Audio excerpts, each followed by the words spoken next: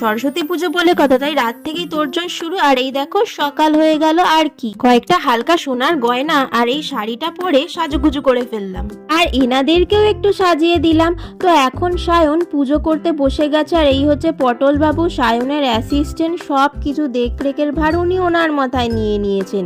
তো দেখো আমাদের পুজো এখন শেষের দিকে, তো তাই এখন পঞ্চপ্রদীপ জ্বালিয়ে আরতি করা হচ্ছে। আর একটা জিনিস কি বলো তো, বাড়িতে পুজো হলে না চারিদিকটা ধূপের গন্ধ আর ফুলের গন্ধে মো মো করে যেন।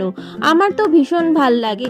আজকে তো সরস্বতী পুজোর সাথে সাথে ভালোবাসারও দিবস, তাই জন্য আমরা দুজনে সেজে গুজে সন্ধেবেলা বেরিয়ে গেছি, কয়েকটা ঠাকুর দেখলাম। আর এখন টুকটাক খাওয়া দাওয়া চলছে, চায়ের পর রোল, এখন ডমিনোজে চলে এসেছি পিৎজা খেতে। পিৎজা খেতে তো আমার ব্যাপক লাগে। তো তোমরা বলো ব্লগটা কেমন লাগলো, ভালো লাগলে একটা লাইক করে দিও কিন্তু, আর চ্যানেলটাও সাবস্ক্রাইব করে দিও। টাটা।